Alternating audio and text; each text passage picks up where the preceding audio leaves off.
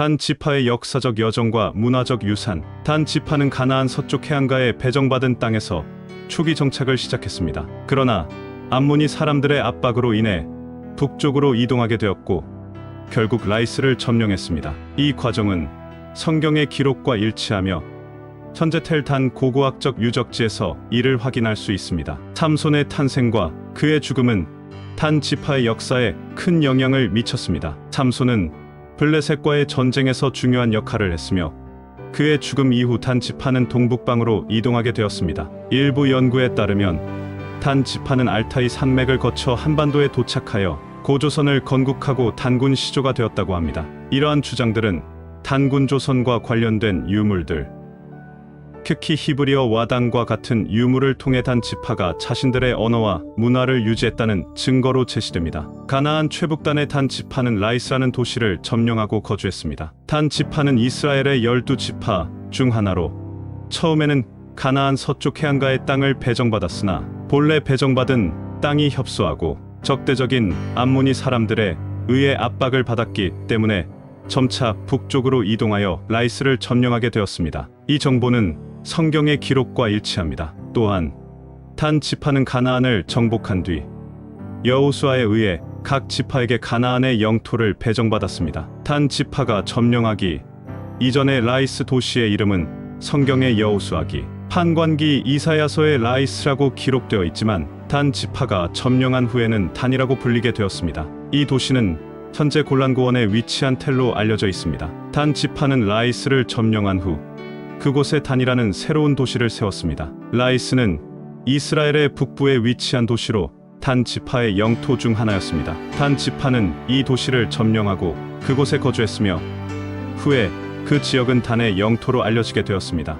라이스는 이스라엘 북부의 도시로 단 지파의 소속이었습니다. 단 지파는 이 도시를 점령한 후 거기에 정착했고 그 지역은 단의 영토로 불리게 되었습니다. 오늘날에는 텔단이라는 고고학적 유적지로 남아있어 이스라엘 역사와 성경 연구에 중요한 자료를 제공하고 있습니다. 텔단은 고대 도시의 유적과 성벽 신전 등이 발견되어 그 당시의 생활과 역사를 이해하는 데 큰 도움을 줍니다. 이를 통해 단 지파의 존재와 라이스의 중요성을 확인할 수 있으며 이스라엘의 역사와 성경적 사건을 더 잘 이해할 수 있습니다. 텔단은 이스라엘 역사와 성경 연구에 귀중한 고고학적 유적지입니다. 텔단에서는 고대 도시의 유적뿐만 아니라 성벽, 신전 등도 발견되었으며 이들은 당시의 생활과 역사를 파악하는 데 도움이 됩니다. 텔단을 통해 단 지파의 역사와 라이스의 중요성을 알 수 있고 이스라엘의 역사와 성경적 사건을 더 깊이 이해할 수 있습니다. 성서를 보면 삼손의 탄생 연도를 기원전 1100년대 후반으로 추정하는 경우가 많습니다. 이는 사사기에 언급된 40년이라는 구절을 문자 그대로 해석한 결과입니다. 하지만 일부 학자들은 40년이라는 구절을 상징적인 의미로 해석하기도 합니다. 삼손의 탄생 연도는 보통 기원전 1100년대 후반으로 추정됩니다. 이는 사사기 13장 1절에서 40년이라고 쓰여 있는 것을 그대로 받아들이기 때문입니다. 그러나 일부 학자들은 40년이라는 말이 상징적으로 쓰인 것이라고 주장하기도 합니다. 즉 블레셋 사람들의 압제가 이스라엘에 얼마나 오랫동안 지속되었는지를 강조하기 위해 40년이라는 표현을 사용했다는 것입니다. 이러한 해석을 따르면 삼손의 탄생 연도는 기원전 1100년대 후반에서 기원전 초반으로 추정할 수 있습니다. 이 말은 40년이라는 표현이 블레셋 사람들의 압제가 이스라엘에 얼마나 길게 이어졌는지를 나타내기 위해 쓰였다는 뜻입니다. 이런 해석에 따르면 삼손의 탄생 연도는 기원전 1100년대 후반이 아니라 기원전 1000년대 초반으로 볼 수 있습니다. 단지파는 이스라엘 민족의 12지파 중 하나입니다. 단지파는 블레셋 민족과의 전쟁에서 패배하고 삼손 장수를 잃었습니다. 삼손의 죽음으로 단지파는 지도자를 잃고 블레셋의 압제에 못 이겨 동북방으로 이동했습니다. 단지파는 이스라엘 민족의 12지파 가운데 하나였습니다. 단지파는 블레셋 민족과의 전쟁에서 패하고 삼손 장수를 잃었습니다. 삼손이 죽은 후 단지파는 지도자가 없었고 블레셋의 압박에 견디지 못해 동북쪽으로 떠났습니다. 블레셋이는 가나안 해안가에 거주하던 7부족 중 하나이며 함의 아들 미스라임의 후손으로 여겨집니다. 이들은 이집트와 크레타 섬 등을 거쳐 이스라엘 민족과 인접한 블레셋 5개 도시로 이주했습니다. 블레셋시는 통일된 국가가 아닌 가자 아스글론, 아스돗 에글론갓 등 5개 도시의 연맹체를 형성하며 삶을 살고 있습니다. 단 지파는 가나안 북쪽 레바논 소라에 정착했으나 블레셋 5개 도시 연맹과의 100년 전쟁에서 패배하며 삼손 장군을 잃게 됩니다. 삼손의 죽음으로 지도자를 잃고 블레셋의 압제에 굴복한 단 지파는 약 3200년 전 기원전 1055년경 소라와 레센 지역을 떠나 동북 방향으로 이동하며 팔레스타인 땅에서 사라졌다는 기록이 있습니다. 이 시기는 삼손 시대와 일치합니다. 단군 조선 히브리어 와당에 새겨진 고대 히브리어 문자의 연대는 기원전 6세기에서 8세기로 현대 문자가 아님을 유의해야 합니다. 고대 히브리어로 도착했다는 뜻을 가진 유물번호 정례 211번 986번은 잠언을 지휘하는 사사가 통치하고 성도들이 모여 기도함으로써 회복시킨다는 내용을 담고 있습니다. 유물번호 정례 124번 9226번은 국립중앙박물관에 소장되어 있는 5잎이 달린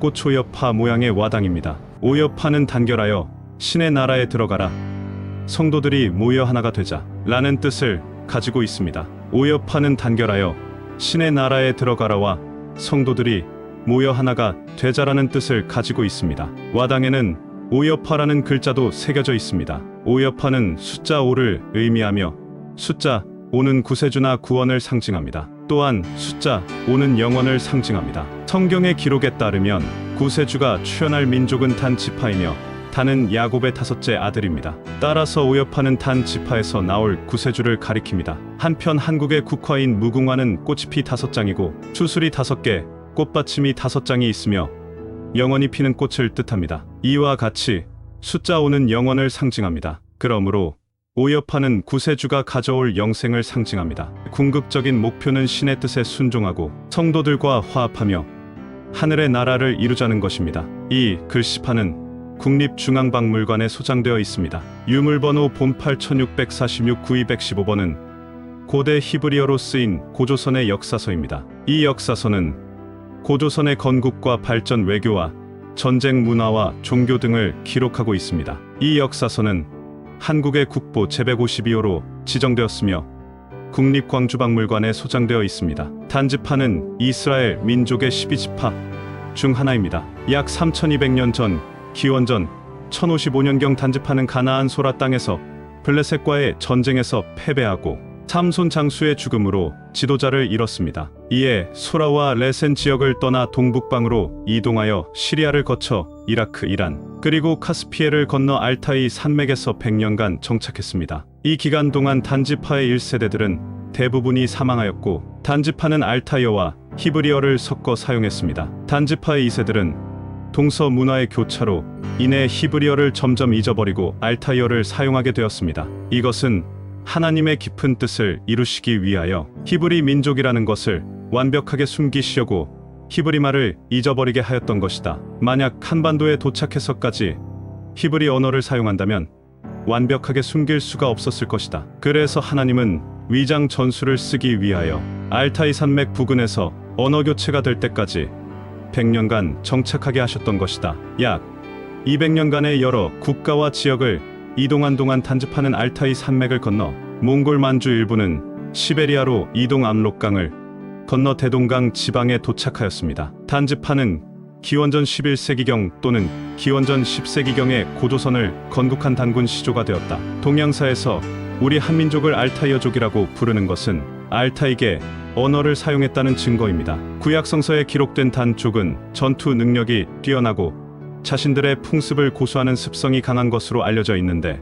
이러한 특성은 고대 한국인의 특성과도 유사합니다. 또한 단군조선 히브리어 와당은 단족이 한반도에 정착한 후에도 자신들의 언어와 문화를 유지했다는 증거로 볼 수 있습니다. 물론 단족이 팔레스타인에서 한반도로 이동했다는 직접적인 증거는 국립중앙박물관 소장 고대 히브리어 와당기와이기 때문입니다. 하지만 이러한 기록들을 종합적으로 고려할 때 단족이 팔레스타인에서 한반도로 이동했다는 설은 충분히 설득력이 있다고 할 수 있습니다. 또한 단군조선의 역사 환단고기와 규원사화를 통해 전해지는 단군조선의 역사와 그 기록의 차이점을 탐구합니다. 단 지파의 이동. 단 지파가 팔레스타인에서 한반도로 이동한 경로와 그 역사적 의미를 분석합니다. 고대 히브리어와 한반도 대동강 유역에서 발견된 고대 히브리어 문장과 그것이 한반도 정착과 고조선 건국에 미친 영향을 조명합니다. 스키타이족과 동이